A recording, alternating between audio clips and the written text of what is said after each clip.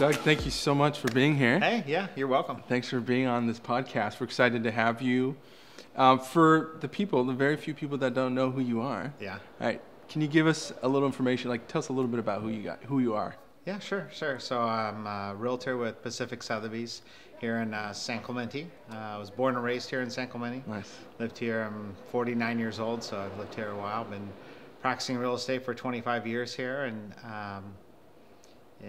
married. My wife Tracy, she works with us in the office. Of course, you know that, right? I know Tracy. No, that's kind of who we are, or what I am. Perfect. Yeah. I was thinking when I was going through some of the questions I wanted to ask you is like, how did we meet? And it was a referral from Sotheby's. Yeah, Sotheby's, right? Down in San Diego referred me over to you, and yeah. It's been a blessing. Nice. Thank you. Yeah, I think we've done maybe like 10 videos now. Yeah, we've done from property videos to lifestyle videos, and those are really cool. Yeah. We're actually, you might be able to hear that, we're actually in a new construction, a new build. Right. And tell us a little bit about these 3 homes, really. I had an investor that we were working with, looking for beachfront property. We found 3 in a row, so we worked together with them, bought the properties, and then it's Merce Soul Builders, so they built all 3 of these. So we've got 2 different architects on these. Jack Garland's one architect on 2 of them, and Brandon Architects out of Newport's the other one. And they've just done a fantastic job. And they're a little under 4,000 square feet, and they're $8 million a piece, right on the sand. This is a beautiful home. Yeah. So we filmed 2 of them so far. This one's coming up soon. How do you leave a house like this after a full day of work? How do you leave? You don't. I find myself sitting down here a lot. Just as they were prepping them, we just launched the first one on the market, and the one we're sitting in is the second one we're launching actually this week. And this ocean is just mesmerizing, and I just want to stay here. Oh my goodness, This is literally the best location our podcast has ever taken place, for sure. Some people have posters of goals on their office. I come here. This is the goal, right? This is awesome. So this is my poster. Oh, this is awesome. So I know you've said you've done 25 years of real estate? Yeah. How did you get started in real estate? Actually, my parents were in real estate. So I know that. They started San Clemente Real Estate Company. Actually, they started with a small company here and kind of branched off. My dad did back in the early 70s, right? He was a commercial airline pilot, right? But the commercial airline pilots, always had like another job they did, so he got into real estate, and my mom ended up getting into real estate. And so they were working all the way up until basically when I got into the business in the 90s, they were just on their way out. And I never actually worked for them. I worked for another company, and then the company that I was working for at that time ended up purchasing their company. Okay, very nice. And so we've been in real estate, and the family has been in real estate since the 70s down in this area. That's great. Yeah, and they're still alive, so it makes great dinner talk. That's awesome. For sure. So it's second generation real estate. Yeah. That's fantastic. Yeah. And actually, we have third because both of my daughters are in it, and Carissa, who's also a licensed agent, my executive assistant, she's phenomenal. Nice. And so she'd be third generation. That's great. I know. It's really great. That's fantastic. I don't hear too many stories like that. So that's awesome. It's fantastic. And the fact that you, like, third generation, but you're also doing it in your hometown. Like, you grew up here, right? Yeah. So tell us about that. Yeah, so was born and raised here, and then moved away, went to college, and then was working and decided I wanted to get back. I was in doing sales, just not real estate, and I wanted to. It kind of attracted me because it was. I like the commission. Let's just put it very clearly. It was a nice commission. I thought, well, I should sell houses. Yeah. And a lot of work. Yeah, it's a lot of work. When you get into it, you don't know that, right? It looks so easy from the outside. The luxurious life of a realtor. You don't realize all of the blood, sweat, and tears, but it was a natural. I already knew the city, so. But ironically, I started working in Laguna Niguel and Dana Point. That's where the company was. I started, so I was actually out of the area and was doing sales in both there and then in San Clemente. So it's really been the whole southern tip of Orange County. And during that market, that was the foreclosure market, right? That was the 90s, and everything was short sales. So we were doing short sales. I was personally doing short sales with the partner, Robert Frejo, from Tracy, California to the Mexican border. I mean, we had to cover a big territory. And so that kind of cut my teeth on volume, because we were doing a lot of volume back then. And then as I kind of aged through the business, I just honed it down smaller and smaller. Sure. And now I really like to specialize in San Clemente, Dana Point, and San Juan, just kind of the coastal communities. Yeah, and it's great that it's your hometown. Like, it's great that you were born or raised here, at least. Yeah, it is. It's nice because we like to support like the high schools and the schools and people I went. Still teachers there now, and some of my teachers were still there. That's great. I do like the hometown kind of feel. I've been blessed with that. Yeah, that's awesome. And it's a great city to sell in. I'm sure if the city wasn't this nice, I might have moved to a city that was this nice to sell. For sure. Yeah. Yeah, you got beautiful property all along the coast, right? Yeah. Yeah. No, we have from 400,000 to 20 million. So we're really blessed with having a wide spectrum. Now, do me a favor. Can you clarify? Like, is it San Clemente or San Clemente? I've heard it said both different ways. I say San Clemente. Okay. But I've been corrected in my office. Really? Alicia, who works for us, who speaks Spanish fluently. It's a big joke in the office. She pronounces all of the names properly, and I mispronounce a lot of the names that I've grown up mispronouncing them as a kid. So, I mean, San Clemente is what I say, but you talk to Alicia and it's San Clemente. But that's most of the locals say San Clemente? Yes. Okay. Yeah. Okay. But if it's a Spanish word, then you say it the other way. Okay. Hey, that happens all along the coast. Like, it's not just here. Exactly. It happens in Carlsbad, Del Mar, everywhere. Everyone says it a little differently. Yeah. So yeah. I just wanted to know how the locals say it. So Yeah. it's San Clemente. Yeah. Okay, cool. So talk to me about your success. Like, Sure. you guys are doing great. You guys work hard. You guys have a great team. Talk to me a little bit about your team. I know you touched on that, but also talk about your volume, if you could. Yeah, sure. So last year in 2018, we did 142 million with the team, right? Nice. And the team at that year consisted of 5, maybe 6 agents that work with me. Kind of each have their independent business. Nice. They work underneath us, and then I have a transaction coordinator, and then we had 2 marketing people as well, and then Carissa, my executive assistant. So between that, we handled a considerable amount of volume in the area. And we've been pretty consistent over the last, let's say, 3 or 4 years in the 100 million plus volume. Nice. So we've been lucky. Nice. And you guys just moved over? Yeah, we moved over to Sotheby's a year ago. It was, we have a lot of luxury property in San Clemente and Dana Point and Monarch Beach, and I've been with 3 different companies, and we're trying to find, we're trying to find the right fit for the products that we represent. And for us, Sotheby's was a natural move for us to go and brand ourselves. It's nice having them behind me. It's actually the first time I've had a company that I'm not trying to brag, but it's way bigger than me, right? Sure. And so often the previous 3 companies I had, I was more branding them in the area. They were new to San Clemente, so I was having to brand them in the name, and not everyone of the area people knew it. The Sotheby's name, I don't have to do that anymore. I do like that, and I like their network. We've already had referrals from San Francisco, Rancho Santa Fe, New Mexico, Arizona. They have a pretty nice network that everyone has a network. This one's effective. I've already seen it in less than a year, so I really like that. That's fantastic. Yeah. Congratulations. Yeah, thanks. Yeah. What makes you so passionate about real estate?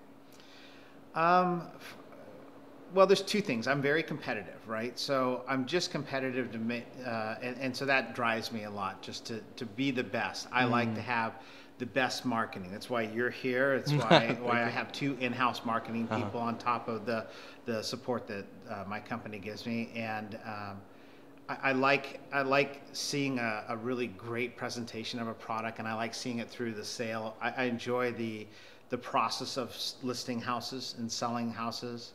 I'm fascinated by architecture, so Nice. all those kind of things play into it. Yeah. Plus, it's in San Clemente. It's my hometown, so Right. it feels natural to me. Sure.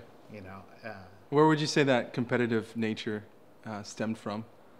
I don't know. I've been working since I've been 8 years old. Okay. Like, no kidding. Yeah. Like, I was a Sun Post newspaper boy at 8 years old, delivering papers. The That's paper nice. still exists, and that's the last time I did not have a job. So I'm competitive with myself. Not necessarily because I have a really great. I feel like I have a really great network of agents that I like here. I like all of my coworker agents that are. We have a great relationship between not only the top producers but the new people as well. Right. I mean, I enjoy that part of the business. I enjoy that relationship.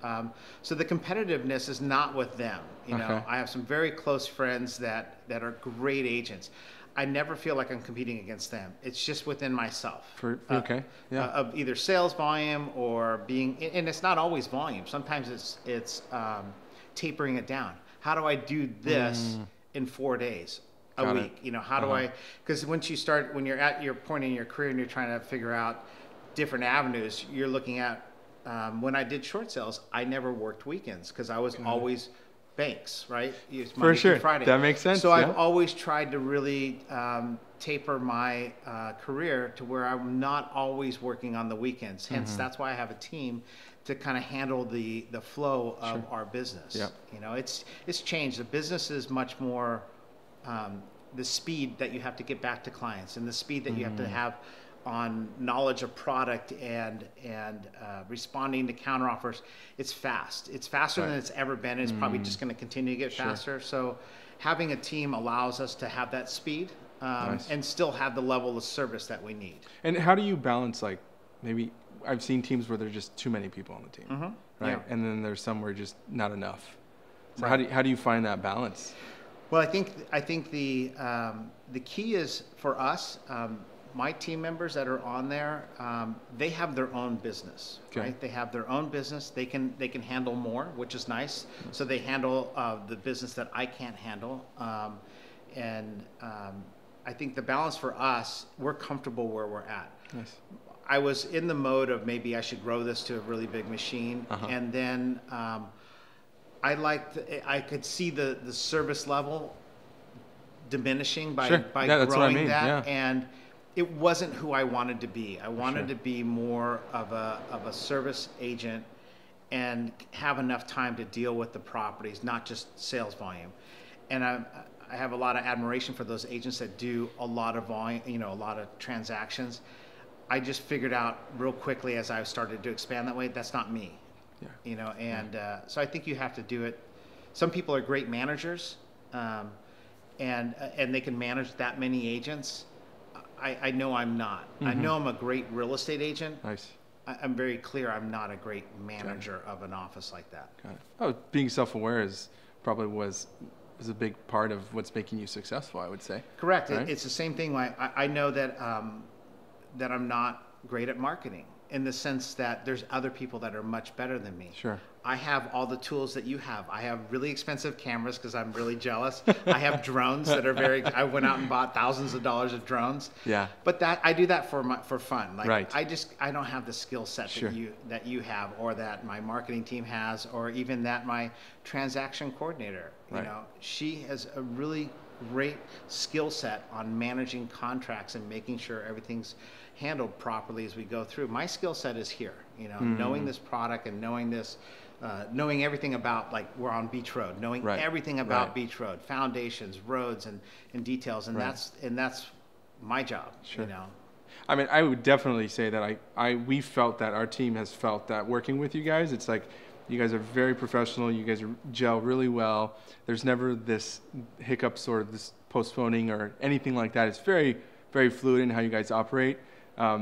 So successful team, doing well. What do you attribute all that to?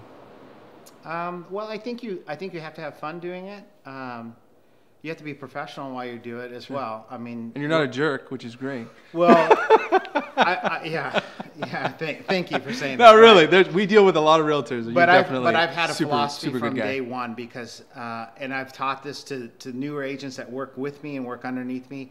The We all work together, right? Sure. So the really great agent, like someone like Tim Smith, you know, who's a Right. very high profile agent, to somebody that's a brand new agent, you know, I have respect for both of them, right? And you have to treat them with that kind of respect. I always want to respond to their calls and answer them, Right. and if they have questions, I want to be able to get back to them with no ego. I love to try and take ego out of it because the Yeah. reality is, I think once you step into it and you battle against an agent, or there's a problem where you burn a bridge, the next day, the next week, that agent's going to have a listing that your client wants, and now you're in a really tough pickle. Sure. Because you let your ego stomp all over something for no reason. And Right.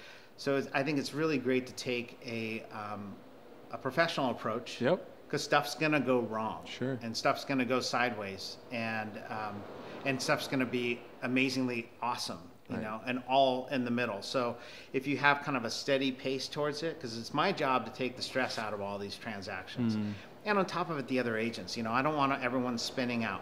We can control the transaction, we can move Right. through it, and everyone can get what they want at the end, you know, as long as we keep it kind of mellow. And I think if I teach that to my agents, and we have that philosophy within the office, that's why the team kind of has that kind of easy vibe, right? Right. Because we try and take some of that hysterical emotion out of a transaction, but we take a lot of brunt, right? Sure. As an agent, you take a lot of punches, you Right. know, and I think the good agents know how to take the punches. Right.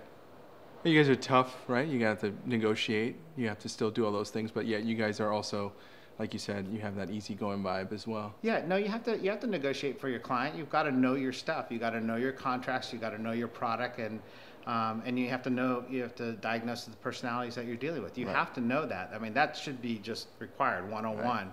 Right. But when you get above that, that's where the real good agents separate themselves, and it's easy to see that, you know, when you deal with it. It's a pleasure working with other agents that Right. that see that. You know. So, we talked about just there's different types of agents. There's agents that are coming on just this year, this month, Yeah. today even, Yeah. and agents who've been around forever. So in your experience, what's maybe different now that you didn't think would be your experience in real estate that maybe when you first started you had no idea about?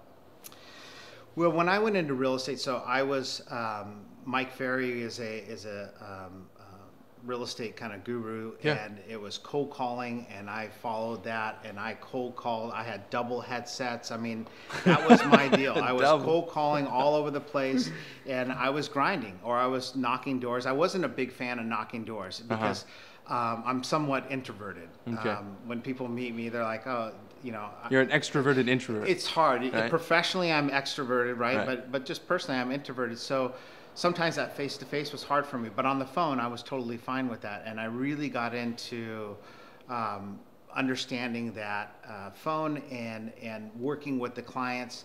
That is non-existent right now. I know people still cold call, but the rules have all changed. And so that's completely different. Wow. I think that the difference between us doing the phones is probably equivalent to agents working Facebook and Instagram and Really? Okay. the social media. Yeah. The newer, younger agents are so skilled at working social media to Right. build their base or to build their interest level, and the older agents, you know, usually aren't. That's why I have a 27-year-old running all of my social media, because to her it's so simple, Second right? nature. And it's fantastic. And to me, the phones were so simple. It was such a easy way to generate income. Sure.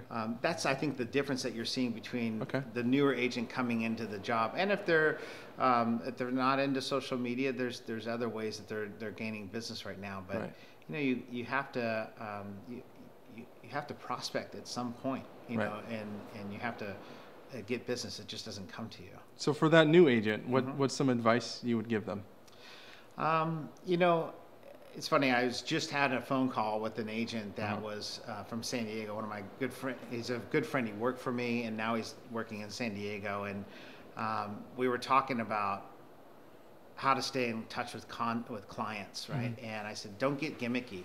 People really don't want gimmicks right now, and they don't want tons and tons of information. They just don't have time. That's also changed. I mean, when we send information to people, they have time to read a page now. It seems like maybe a page or two. They just don't have a lot of time, and so keep it simple. Keep it genuine, though. Definitely be genuine. Okay. You can read right through salesy people. For sure. A house does not usually need to be sold, right? They know it within 10 seconds, 15 seconds, whether they've walked into it. But I have been present with agents that feel that this needs to be sold and it's very salesy. I've watched their careers for 25 years. They're usually pretty short-lived. You know, they kind of come and go. They never really make it beyond that, because I just don't think that people, they just want to be able to trust somebody. They want some realism. There's so much data out there now that wasn't when I started, right? I started and they were just ending the books, right? The MLS books, where there wasn't even, they weren't on the computer yet. Wow. And it was just coming onto our computers. And these days, consumers have so much information, but they need an advocate, or they need a guide, or they need somebody to help them digest that information. And when you get too salesy, you lose that. So, talking about digesting that information and then giving the client, your viewers or whatever, something they can digest easier. Talk to me about video and how you're doing the green report. Is that right? Well, the green sheet is something that's a comp report that we send out to them. But the video it's hard because video is definitely where we're moving to, right? And it's not where we've moved there. We're not moving there. We've already moved to video, and people want they want to see motion in pictures, and they want to see more than just the staged pictures. And that's why sometimes some of the candid stuff is becoming popular, right? Because the stage stuff is too staged, right? So I just saw somebody, I was reading an article on Yelp. They don't like people that have all 5-star reviews. They want to see some bad reviews. Really? You know, and it's so funny because they find that more realistic, right? Okay, you that know, makes when sense. you're reading something and it all looks rosy. And the nice thing that video gives you something completely different that you may capture. That's why we like the lifestyle videos, because we want to capture kind of like, okay, San Clemente, Dana Point, we're sitting in Capo Beach, right? Which is in the middle of the two. Right. What's the differences of the cities? And that's why we paid for the lifestyle videos, because we wanted to share that. And I think the only way that you share that now is through a video. Right. I don't think they're going to sit there and they can go online and read about it, but they can look at a short video for, 30 seconds, 3 minutes, and then know, oh, that's a great little cute town. I want to visit it. Just enough to make them want to be interested, right? That's what we're trying to do. And so you guys are using video in that way, properties, lifestyle, destination. I still want to touch on that report that you do. I honestly, as a consumer... Well, are you talking about the short... your Facebook Live that you do. That's awesome. That's actually not the green sheet. So that's actually... Stephen Thomas puts out a report in Orange County. Does a phenomenal job at compiling massive amounts of data and does a report. And so it's a report that I can purchase from him, and then he allows us to reface it, right? Nice. It's a great system. And when I do that, I use BombBomb to send out videos. It's very easy. But I find if I give a short, I used to send out the reports just by themselves. And then I started doing it with a short message from me, kind of giving the on the ground, like here's Stephen's report, but here's the nuts and bolts, what I'm feeling on the ground or what I might see coming, and then all of a sudden that really picked up in looks on it, and people commenting or replying back. And sometimes my clients just, hey, Doug, good to see you. You got a lot more gray hair. They're just like, interacting. They just see my face. They're like, okay, good to see Doug. And I try and mix it up on the locations a little bit, but I think the message is clear to get to the client, so they hear it from me and not just reading a report. And a lot of them, we know because of sometimes the way they click on things, they don't click through the report. They'll watch the video and then they're off and moving. Well, I see stuff all the time, and I actually watch those videos. Mm-hmm. They're really informative. And I feel like you put it in a way that I can understand it, and I don't necessarily have to be some sort of real estate expert, which Well, is they're nice. not scripted, so nothing's scripted on those videos. I read his report. I tell you exactly on my gut, like literally that week, what am I feeling in real estate? You know, like the one we did this morning. Yeah, So. right on. So you're using a lot of video. You're on video here today. We appreciate that. Where do you see video going in real estate specifically? I know that we're trying to incorporate it more and more. What I do see is maybe the platforms that we expose properties on, like Zillow and the MLS and all the different places that consumers see it. I see that kind of growing where they're more accepting. Where I would love to see it go personally is we still do the board meetings, right? Everyone goes and does the board meetings. There's a lot to say about that. It's social. People joke with me because I haven't attended them in a long time, and it's just because I'm very busy in that time.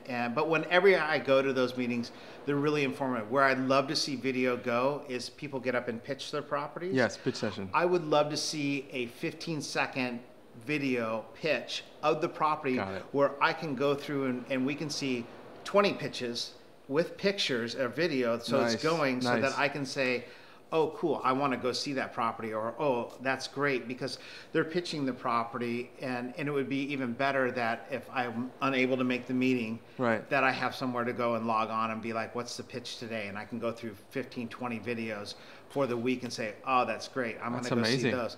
To me, that would be so much more useful, and also, again, like Instagram or anything grabs my attention, you know, and I would love to see video go there for us and our board and our agents. That's a great idea. I mean, most of the time that we're on our phones or looking at a video is on our time. So it's not like everybody's going on Instagram at the same time. We just go on at different times generally. So in this case, it's great because it allows the realtor to get on something on a platform where maybe they're at home and they're able to look at it versus having to go to a pitch session every time at the same time. If I had an Instagram for pitching and it just had videos and I could scroll through it in the morning. Yeah. So I get royalties if you do that, right? But if I had that, I could go through the properties and then I could pick out and then I could map my properties and I'd be like, great, and I'm off and I'm running.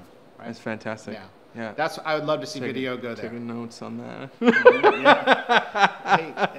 It'd be easy. It'd save time for all of us, and it would still keep it personal. I would know when somebody I know is pitching a property and what they've got. But I would like to see some shots, and even if it's raw footage, you know. So we got to know a little bit of the professional side of Doug. Tell us a little bit about maybe the personal side. I know you surf.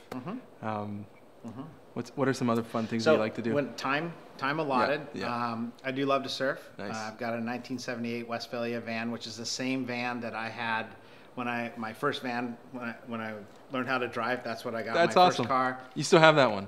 No, I sold it and then regretted it ever since. I sold it after college, and then for my 40th birthday, went out and bought the same make and model, and then restored it some, and I use that to go to San Onofre. So I'd love to go to San Onofre, go surfing, and it's crazy when you get in that. I'm driving down the streets of San Clemente, and it's like I am right back in high school. Wow. I got my boards on top, and we're heading down, and it's really nostalgic for me to do that. So I do like to surf. We like to go out to the desert a lot. Tracy and I love to go to Palm Springs. You guys we have Palm Springs? We have a week ago, right? Yeah, we have a place out there, and Tracy's done a fabulous job in restoring it all mid-century, like 1970s. Awesome. So that's kind of our escape out there. And then we like to travel. So Tracy and I like to go to Mexico. We go to Mexico and a lot of different places in South America. So that's kind of our getaway. But when we can, awesome. And they're usually quick, but that's what we like to do. Nice. Do you like to read? I'll tell you, I like to listen. Okay, more audiobooks. than I like to read. Yeah, I'll listen to audiobooks. I love listening to audiobooks, especially if it's like, especially if it's the author reading it, right? Nice. So, like I just listened to Trevor Noah's book, and I like Trevor a lot. And funny guy. When they read it, it is fantastic. If I do read, a lot of times I'll read and I'll listen to the audiobook. I got a tip from an agent that was with Keller Williams that was reading and then listening at the same time, and I found that really helpful. So he would get an audiobook, and then he'd speed it up to like 1.5, and then he'd read through it. and I always have trouble staying on task with reading. Sure. I either get tired or I daydream. You know, I Right, start thinking right, about the right, subject right. and I'm off planning my Yeah. life and I'm still supposed to be reading. Can relate with to that. With the audiobook playing in the background, I've been able to burn through books at a much faster rate Wow. and retain a lot. And so it was a fantastic, I wish I could remember his name. He's a huge agent, does like 900 million transactions up in Washington. But that was the best tip I've So you gotten. playing it in the background, Yeah. and it's not like understandable, but it's playing, or No, because it's going just, fast. I buy the book, I buy the hard copy, Okay. and I buy Audible. Right. So I have Audible, and then so I'll read the book and I'll play same Audible time. at the same time, Oh, and it reads right simultaneously. along with Got you. it. But a lot of times I'll take it from just a standard speed. I'll speed it up to like 1.5, 1.25. Got it. So it's To a little speed you up. faster. Yeah, it speeds up, and I can read through the okay. page. But it's That's really, really pretty great. smart. And then I can take notes. It's almost like getting a lecture. Yeah. At the same time. So if I start to daydream, Take notes, go back. I'm still hearing them, and it's keeping me on Smart. track. And then I'm back onto the page. So I need to pay you for this podcast. Yeah, You're yeah. teaching me some mind-blowing that techniques. That was a great tip. That I Wow. got. Yeah. That's great. Yeah. I'm gonna actually do that. I've been trying to do Audible, but I love holding a book. Yeah. And I love being able to underline. Highlight it and Yeah. all that. Yeah. This is the best of both worlds. Yeah. Nice. So Doug, where do you see yourself in the next 5 years? Well, next 5 years, we want to continue to grow. We want to continue to expand our luxury market, right, down in Beach Road and Dana Point. I do see myself networking more. I want to take advantage of this Sotheby's network. We're headed up to Vancouver for their annual, or I guess they do it every 2 years, networking conference. And I'm looking forward to that. I'm actually looking forward to maybe handling transactions in between different clients outside of this area. Sure. But still staying very focused here. So I think that's our plan. I don't want to grow the team. I want to keep it nice and I like the size that it is. It's very manageable. Sure. Because we want to be very service oriented. We have basically we are at almost a one-to-one basis with the staff member to a team. That's awesome. To a team member, but that's where I see myself kind of going. Nice. Yeah. Yeah, I think you mentioned you wanted to take your videographer to film the whole process. Yeah, to film that whole process. In Vancouver. Yeah. Done. Vancouver. We'll do it. We've never been there, so we're looking forward to it. Yeah. Hey, Doug, I really appreciate your time. I know you're a busy man. No. Thank you. Thanks for being on the podcast today. No, we appreciate all your help, and the videos you do are just fantastic. So we really appreciate all of that assistance. Thank you. Appreciate it. All right, awesome. All right. Thanks.